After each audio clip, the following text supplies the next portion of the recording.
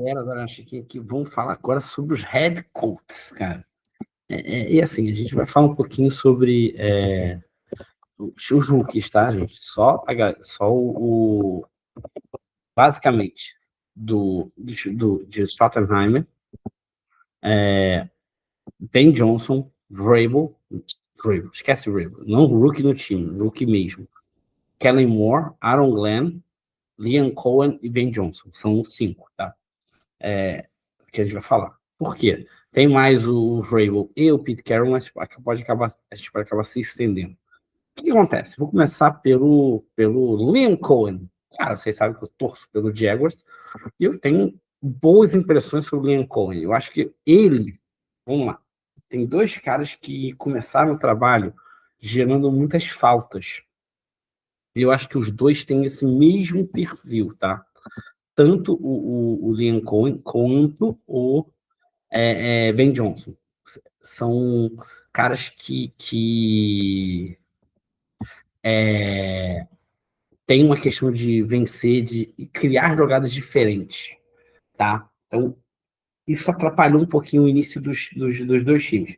O que aconteceu? Eu fui dar uma olhada em faltas, e assim, os dois times são os que mais lideraram faltas ofensivas até a rodada 8 dessa temporada de 2025. São faltas ofensivas, realmente são aquelas faltas de false start ali, cara, galera nervosa, movimento, né? Quando você, por exemplo, coloca o wide receiver fazer movimentos, né? E aí ele não consegue se posicionar a tempo do snap, então ele só vai ter a falta e o time vai ter que voltar 5 jardas. Então, isso foi um início complicado, tanto para o Jacksonville quanto para o Bears. Mas eu acho que a gente tem umas coisas muito interessantes. Por exemplo, eu acho que o, o Cohen, vamos lá, ele teve algumas discussões até no início do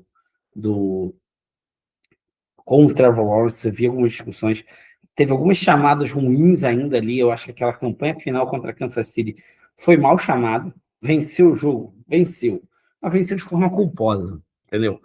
Tiveram 3 corridas pelo meio que você queimou o relógio, queimou o relógio, queimou o relógio. Então, assim, eu acho que também ali ele estava ainda se entendendo. Mas, assim, eu acho que ele conseguiu melhorar agora, depois dessa rodada 8 ali, que o time melhorou as faltas.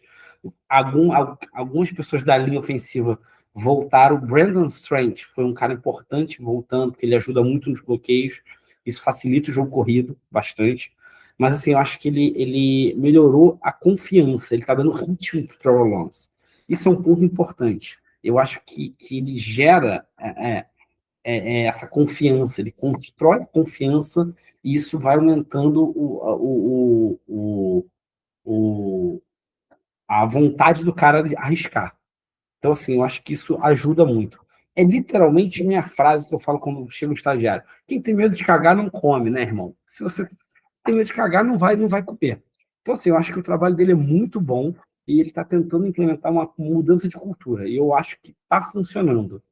E essa questão de o ataque, entender as situações que você está passando, eu acho que é importante, e chegar pesado, chegar forte, se manter forte,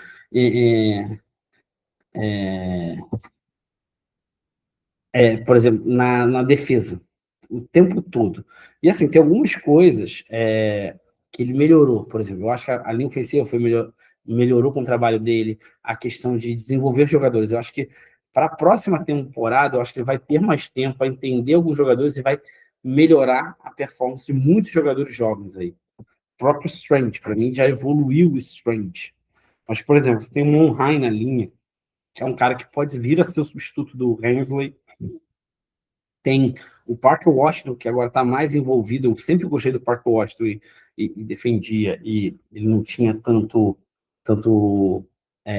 tempo, né? E aí agora ele está sendo mais envolvido na fase ofensiva. Isso é importante. Então, assim, são coisas que ele vai trazendo. E ele vai tendo que vem a volta de Travis Hunter.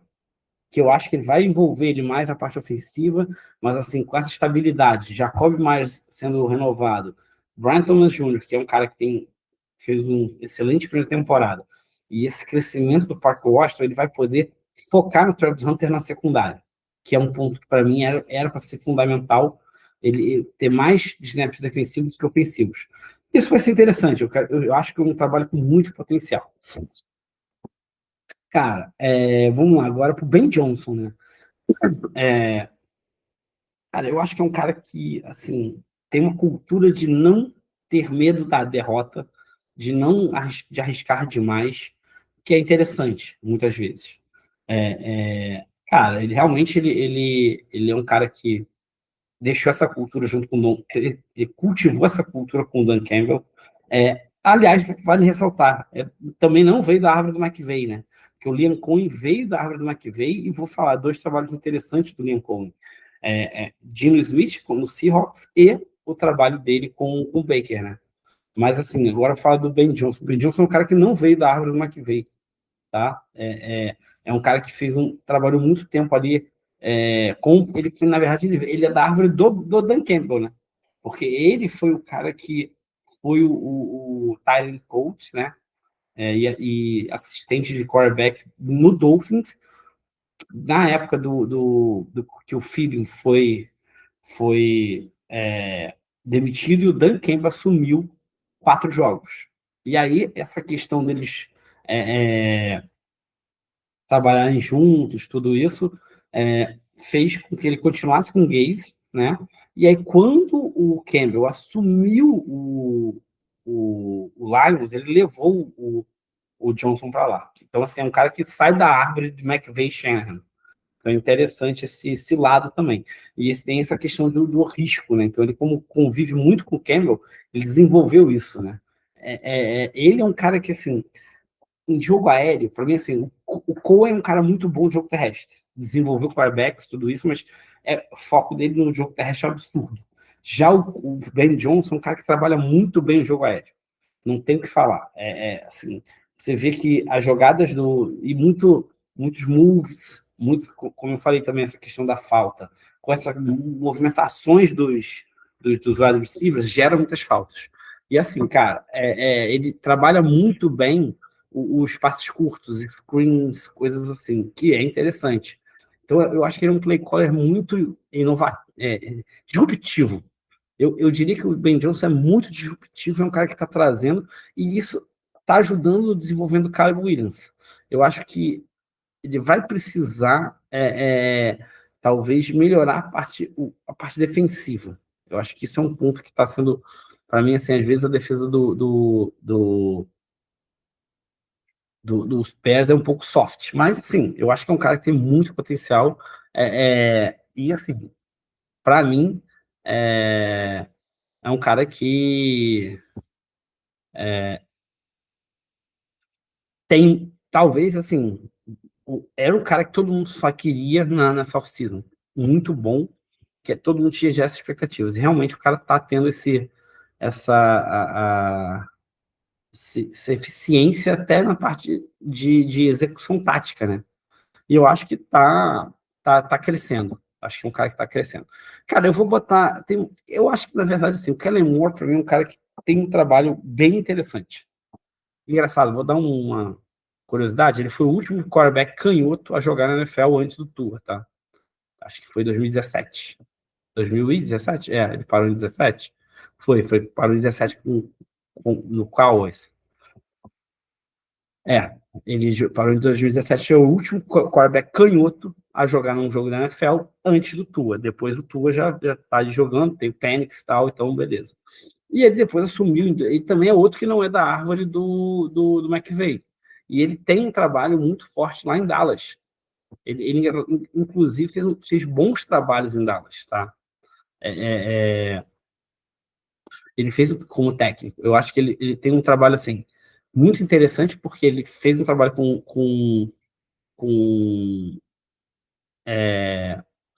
com melhor unidade em termos de jardas em 2019, né? E aí, cara, depois ele continuou, ainda em 2021, também teve uma unidade com uma performance absurda, né?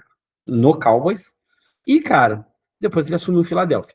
O que eu acho do Moore, assim, ele é inteligente, ele é muito bom chamando as jogadas. Ele não é um cara que cria, ele não é disruptivo. Eu não acho ele disruptivo como o Ben Johnson no jogo aéreo e nem como o Liam Cohen no, no Jaguars, no jogo terrestre. Mas ele é um cara que ele faz muito bem coisas claras e diretas. Ele não é um cara que vai criar uma coisa super diferente e gerar dificuldade. Não, ele é um cara que faz um trabalho limpo. Ele vai fazer aquele trabalho limpo, consistente, e a gente está vendo que realmente está acontecendo isso. O que acontecia na Filadélfia? O ataque dele era um ataque consistente, limpo, entregava o que a gente esperava. E assim, cara, e agora o Saints já chegou à quinta vitória, tá conseguindo fazer o Tyler Shug jogar. Por isso, trabalho limpo, consistente, sem grandes invencionices, e isso ajuda muito no desenvolvimento de um time que está perdido. Eu acho que vai ser muito importante para esse desenvolvimento dessa nova cultura e de construir uma identidade lá no Saints. Então, assim, essa é a minha opinião sobre ele. Cara, eu vou falar do Brian Schottenheimer, que é um cara que, dentre esses, assim, a gente tem um de 37, que é o Moore, né? É um cara novo, né?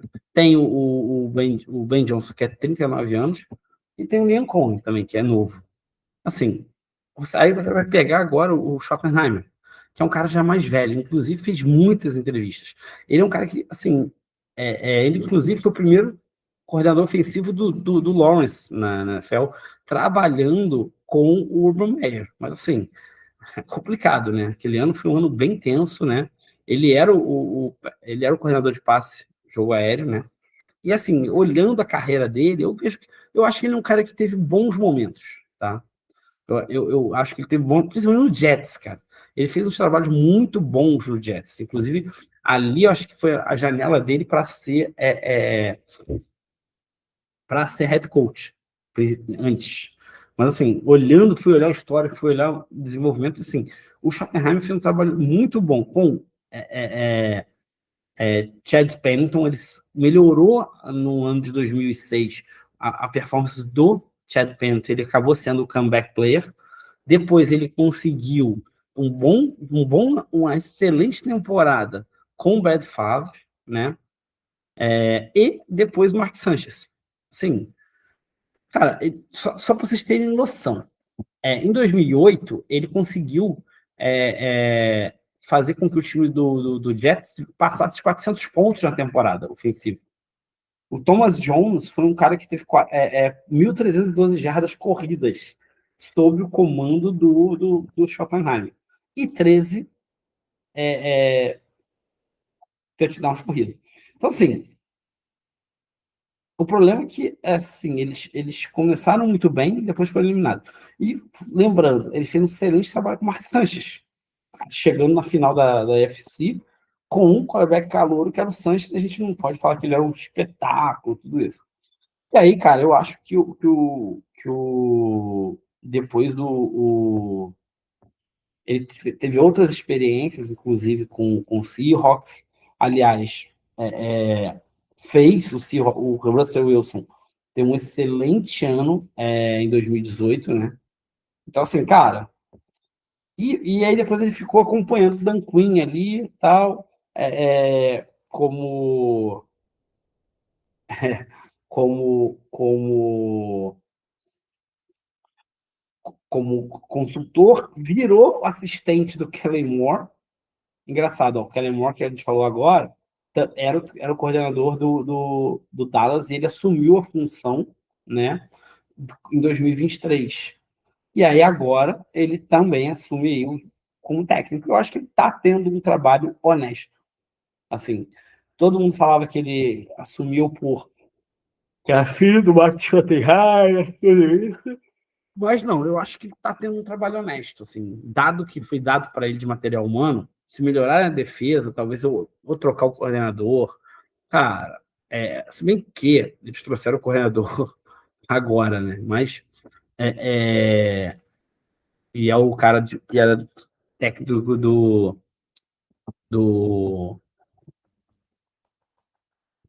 o que era técnico do Bears. É, cara, esqueci o nome dele.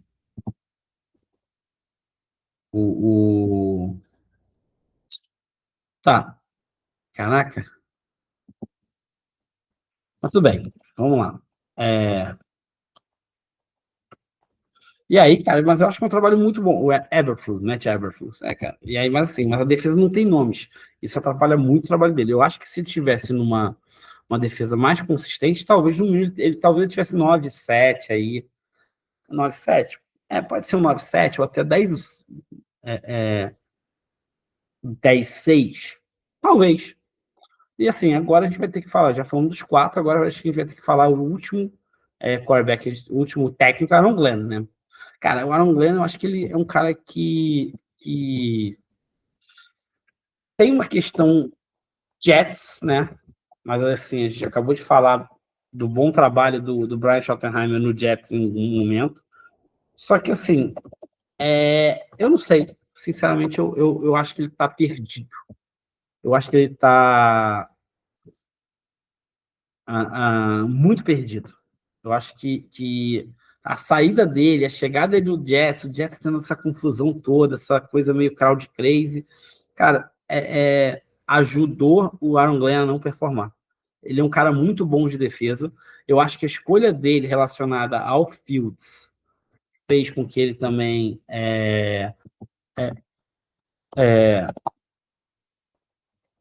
atrapalhasse o desenvolvimento dele, porque você ficou muito tempo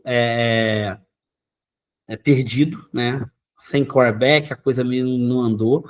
Mas assim, aí também tem muito a ver com o coordenador ofensivo que ele escolheu, que veio do Detroit também, só que deu um grande jogo de estreia.